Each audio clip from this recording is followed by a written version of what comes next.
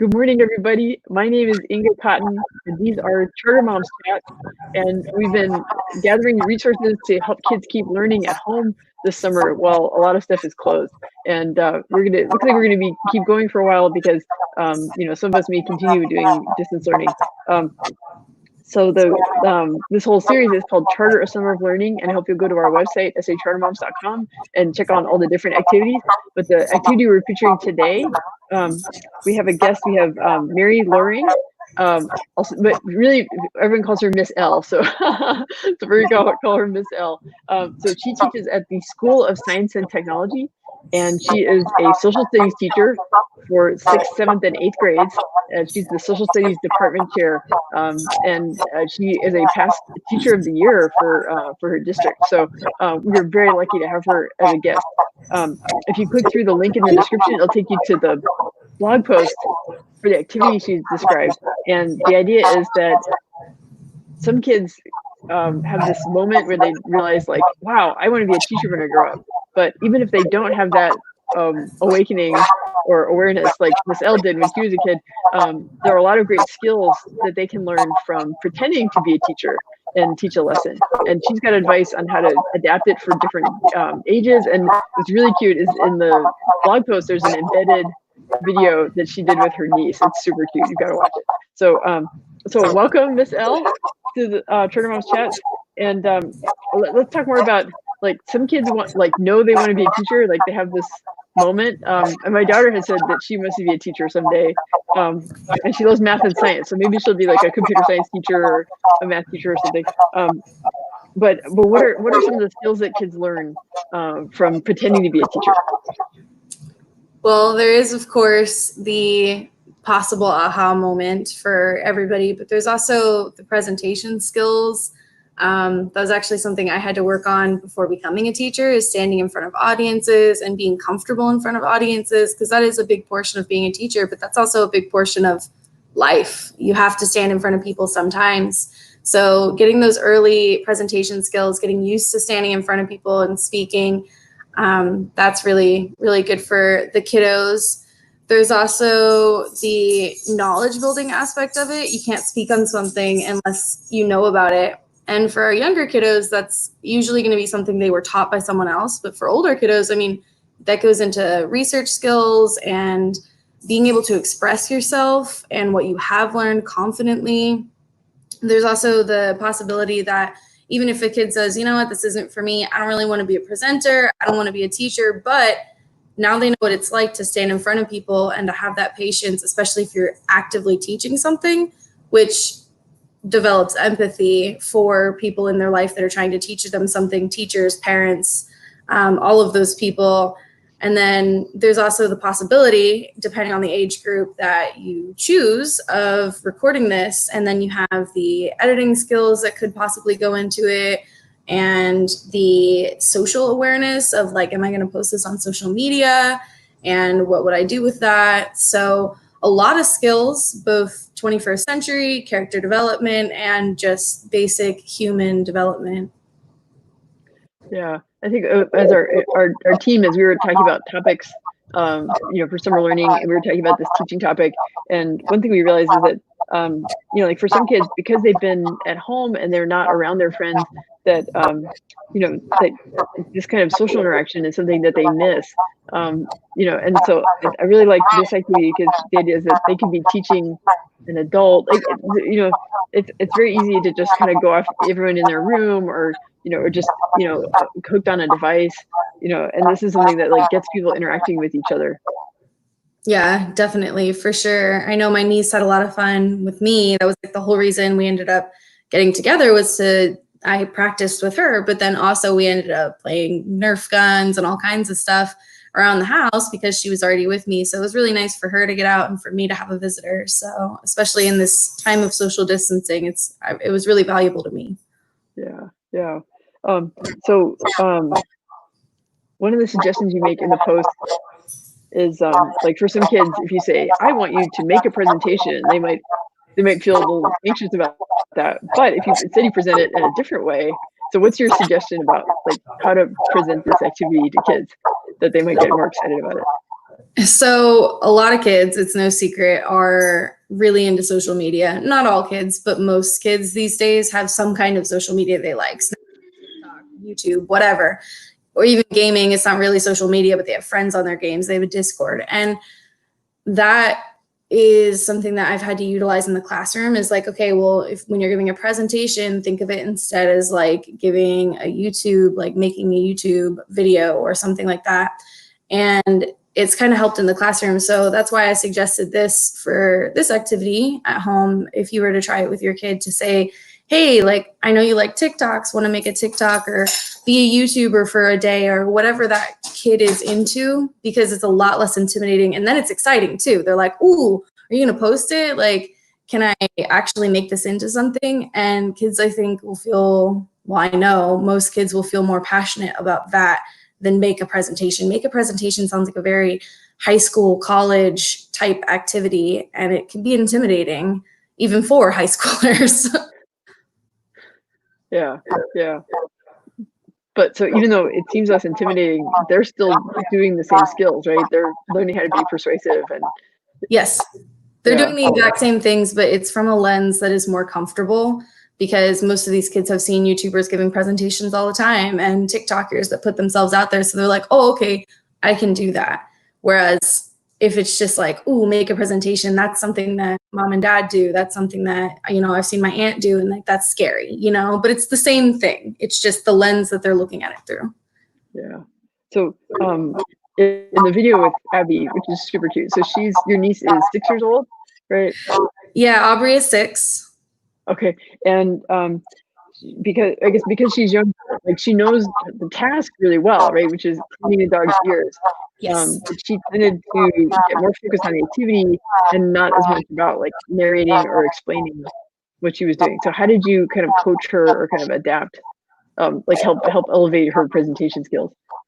So with Aubrey, because she is so young, she was excited to be a YouTuber and give this presentation, but as you just said, she got very focused on doing a good job. And she's a very wonderful little girl, and she wanted to do it right. She forgot that she was being recorded and needed to explain herself. So what I did was I just started asking those classic W questions: who, what, when, where, why, and how, to kind of get her talking again. And then she would remember, like, oh yeah, the camera's there. And she would start explaining on her own. It just kind of jogged her memory to start doing those things again. So it helped a lot with her. Yeah. I think I'm sure this is something you do as a teacher. Like, the goal is not to like catch kids making mistakes. The goal is to like move them forward, give them the scaffolding so that they can, be their best and eventually do it on their own. Definitely. And especially with young kids or shy kids. I mostly teach middle school. So the youngest I have is 6th grade, but I have even 8th graders that are just terrified to stand in front of the classroom. And those are kids too, that when they're standing there with their PowerPoint, I have to say, okay, well, so why did you pick Ben Franklin? And that gets them then they're just answering me rather than focusing on presenting. Again, that whole presenting thing can be very scary for kids. Yeah. So in the post, you suggest like ways to build on the activity to make it like have more educational benefit and more challenging for the bigger kids. So one of the things we talk about is being persuasive in your communication, and you have a link to a YouTube video about how to make persuasive presentations. So, what's your advice for, I guess, like parents kind of setting up this activity for kids, or like what are some things you've noticed as like you've coached kids about persuasive communication? So you're asking? Oh, okay. So like a way to make the activity more advanced is like, don't just explain how to do it, but like try to persuade someone to your point of view. So I think in the post you give the example of like why the family needs a dog, right? Yes. And and so like I guess like how do you or guys, how does that add more challenge, or like how do you coach kids to be more persuasive about their presentation? Sorry, I missed the question before. So yeah. With older kids, giving an informational presentation can still be super valuable, especially as they're moving into high school, because this was more for the middle school age group. But a lot of kids at this age also are starting to really come into some opinions. And that can be good. That can be utilized to help them, again, give that best presentation. So I gave the example of why we should get a dog or a hamster or something, but kids can feel passionate about all kinds of things. And trying to be persuasive adds a different level of difficulty, because now it's not just giving the information, it's giving the information and also trying to get you to buy in to that information. So for instance, I had one middle schooler last year that just really tried to convince me that water isn't wet. He said that it's not actually wet because once you're in it, you don't feel wet. So he was like bound all year to convince me of this.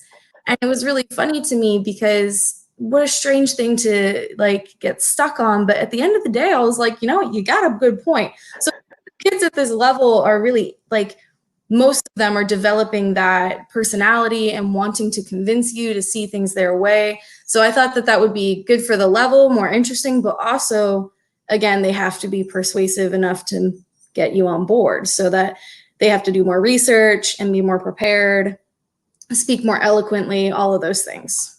Right. It goes to motivation. Mm-hmm. Yeah. Yeah.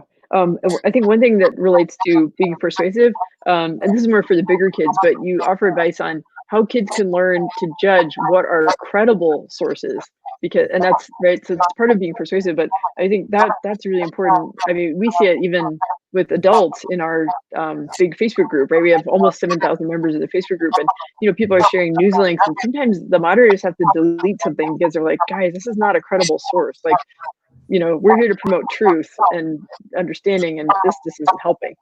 So I mean, in addition to the link that's in the post, like, what's your guidance to students as you're helping them understand like how to find credible sources? Credible sources with students in my classroom normally include anything that you can't back up elsewhere. So if it's like the one lone article on the entire internet, there's a good chance that that is not a credible source. Anything that is too short, like if it's just a paragraph, again, on a lone website, probably not a credible source. Anything that can be edited, Facebook, and I hate to say it because every teacher ever, but Wikipedia. I always thought Wikipedia is not a bad thing. It's a good place to start. So a lot of times you're given a Wikipedia page right off the bat. That's a great place to start, but then take that information and fact check it with other sources, and then those become your sources. So really good place to kind of springboard into other things, but it can be edited, so it's not reliable. Anything that can be edited is never completely reliable by itself. But that goes back to that first rule of make sure you can find it in two places. So you would double check it anyway.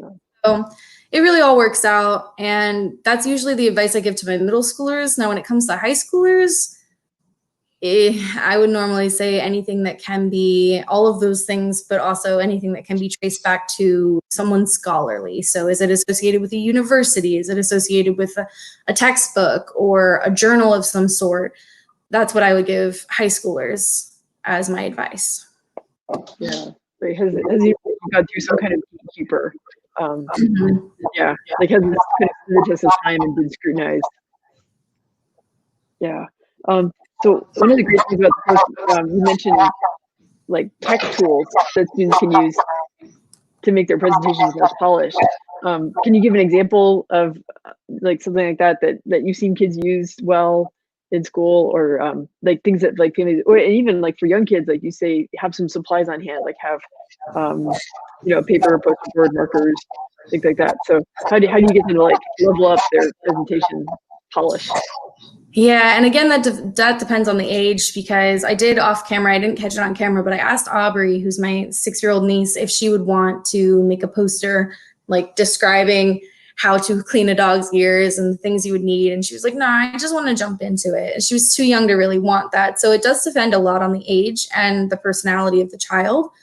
But with the younger ones, normally like elementary, I would say a poster or some kind of visual behind the kiddo is really useful. Whiteboard, that kind of situation. Even if you have some way to project, to have like a PowerPoint going on would be really useful. And then with the mid-age kids, I mean, I would say you could do prezzies. You could get into even like, I know the kids love those online sources where you can like make cartoons, like Webtoon and all that. They could do something like that. Like, here's why I should have a dog. Webtoon goes off and then, okay, here's what, jump into it that way. or even music in the background or like an audio clip, depending on the skill level of the kiddo. And if they're planning to make it into a video and edit it, of course, like you would want that clip later anyway. And then the high schoolers, I mean, the world is your oyster. They've got so many things available to them. They can have presentations of all of those sorts. And then even beyond that, there's sites that I'm not even aware of yet, I'm sure, that kids use to make their presentations just wonderful.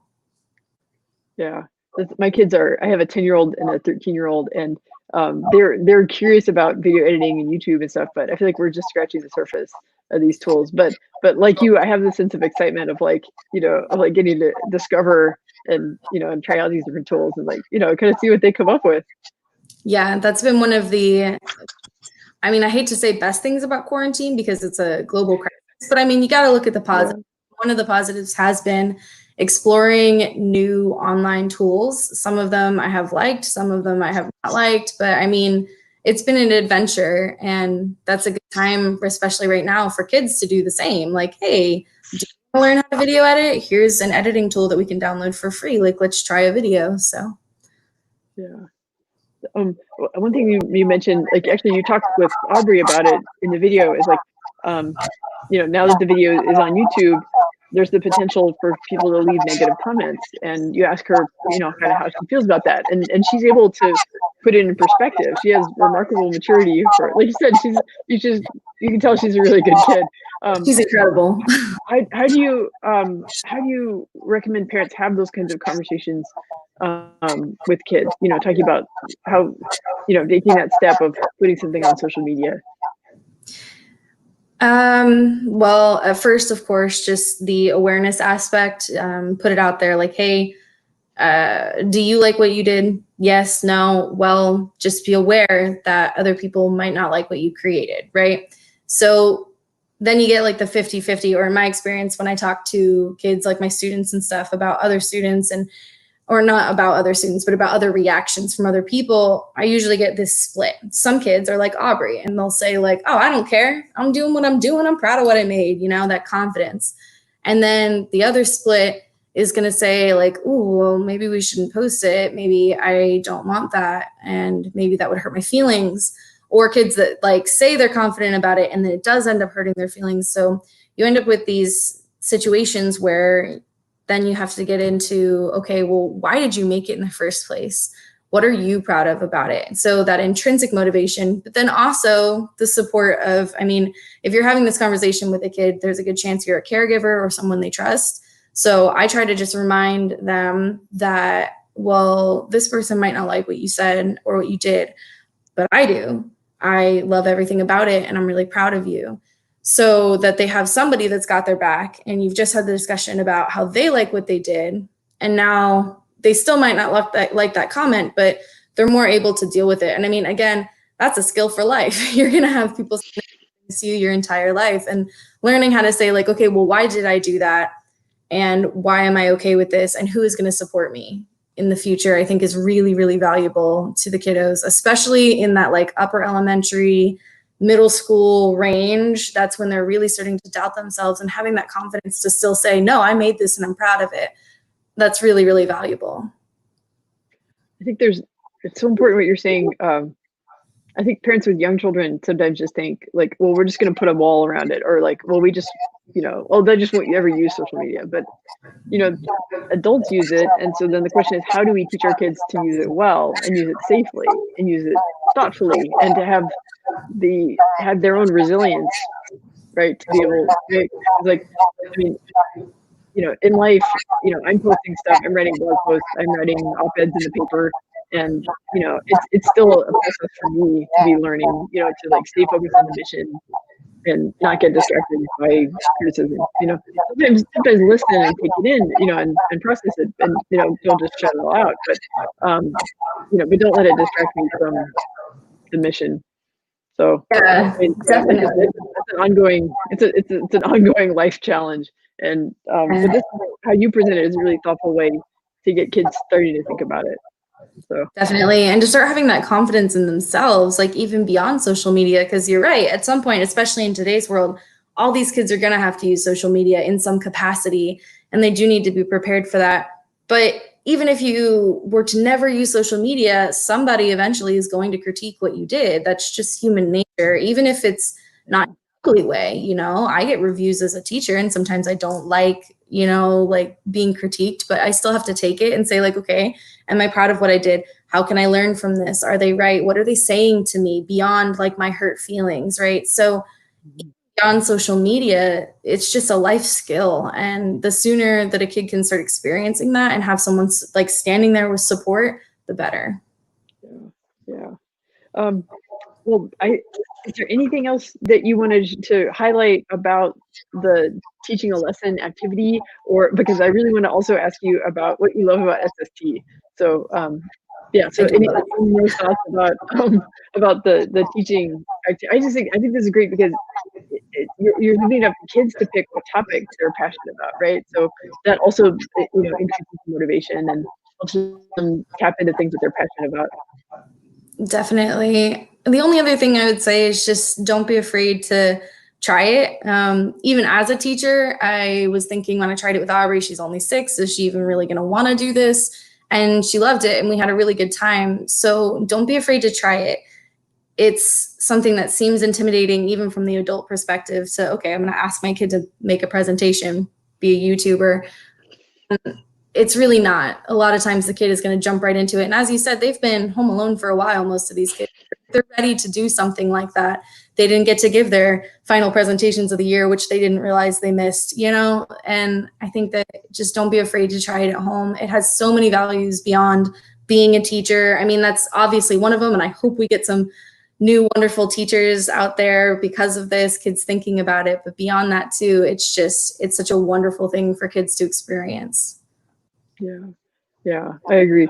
Well, so tell us about what you love about Schools of Science and Technology and being a social studies teacher there. Everything. So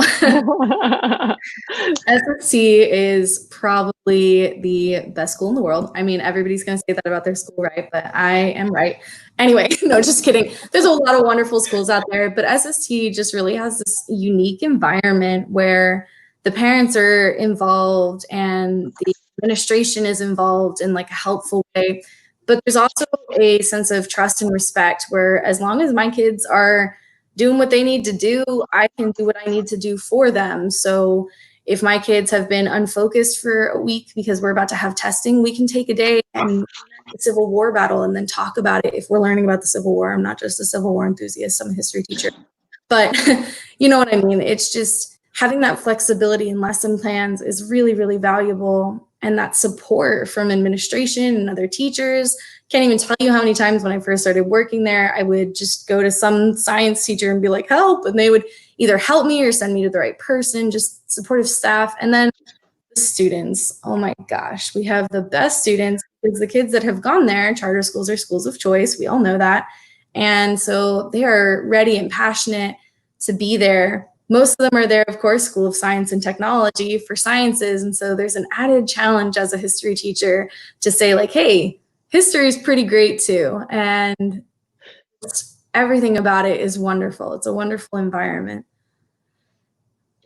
So yesterday we had another SST team. We had the folks, the pre-K teachers from SST Northwest, and they were talking about like just the unique aspects of the culture about how people can express themselves, right? So like at their campus, the school principal, he plays ukulele, right? So Mr. De Leon might show up and play ukulele. It's not just the school leader, but you're talking about how like as a teacher you can individualize, you can you know, to the classroom, right? And the students get the opportunity to express themselves and I also get to have the kids for multiple years. I have them from like 6th, 7th, and 8th grade. So I really get to help them with that character development, which I think honestly, it's tied neck and neck, like love of being a teacher and then loving to help kids be themselves. It's right there. And so at the end of the day, I get to know these kids for multiple years, know their families, inspire them, help them. And it becomes all about character as well. And that's not just me, that's all the teachers feel that way about. You know, it's bigger than if you remember the facts here. Do you feel better about yourself? Did you learn skills? You know, remembering the facts is a huge part of it, but there's also this emphasis on the growth of the person, not just, I was going to say child, but really the person they're becoming. And that, that goes throughout the entire school culture and probably other campuses as well. In fact, I know other campuses as well. It's an SST thing to focus on the kid as a human being and who they will grow to become. Yeah, and I really appreciate about how this activity, it's not just a great thing for families to do with their kids while they're learning at home, and they'll have fun, doing the presentation, making YouTube video and things like that. But I feel like this really it captures what SST culture is about and like what you love about being a teacher at SST. And maybe it will inspire some kids to grow up and be teachers someday, or maybe it'll get some kids thinking like, I like doing this kind of activity and maybe I should take a closer look at SST. And so that's what, like on the screen, I've got the website for SST Schools Network, and that's where families can go. They can click around and figure out which campuses there are here in San Antonio. There's also campuses in Houston. They can find the application and find out what what the school is doing this fall. I know a lot of things are up in the air, but a lot of it comes down to teachers, or whether it's in the classroom or whether it's distance learning. You will find a way to inspire the students and like you said, help them become the people that they're meant to be. Definitely. And we're all ready to go back and face this new year. You would be amazed how many parents have reached out to me on behalf of their kids, and then also just reached out to me. I've had kids even message me. I've had teachers in our group chats, and everybody's just ready, and they're, I wouldn't say excited, but like, all right, here comes the challenge. We're ready for it. And that is just, again, it encapsulates what SSC is all about, that push forward and the drive to just do better. Again, not just to memorize the facts and do well on the STAR test, that's part of it, but also to just do better and be better and become a wonderful human being at the end of the day. Yeah. Well, I really appreciate you writing this blog post and like recording the video with Aubrey, and like there's all these cute screenshots from the video in the post, and the links to the other resources, right? Like finding credible sources, how to do persuasive writing. There's even a link of advice from a kid YouTuber about like how to set up your own YouTube channel. So I mean, there's so much that kids can do with the activities in this post. So I'm really thankful for that, and I'm thankful for you coming on Charter Moms Chats and sharing about what SST is like. And I hope some families will get excited about it and take a closer look. Definitely, yeah. Everyone should at least check it out, right? It doesn't hurt to look. Yeah. Okay, so any closing thoughts or like advice on something families can do today, just to kind of add some excitement back to life, since we've all been home together for so long? Regarding my activity or just in general? Either one, whatever comes to mind. Well, regarding the activity, I would say don't forget to think about actually posting the video and helping the kid with editing skills, because a lot of kids are moving more I hope we get some teachers, but there's a lot of kids moving in that social media direction. And again, this might be a really good chance for you as a parent to kind of lead them through that rather than them just posting things you don't know about. So, that's what I would say regarding the activity. And then regarding just life, do something fun. I cannot even tell you how much fun I had having a Nerf battle and blowing off of the second story, and just do something fun today and make today worth it, because there's so much negative in the world. We need some more fun. Do something fun. I love that. Do something fun. Make today worth it. That is some solid advice. Thank you, Miss L. Thank you for being on Charter Moms Chats. Thank you for having me. I really enjoyed it. Okay, take care.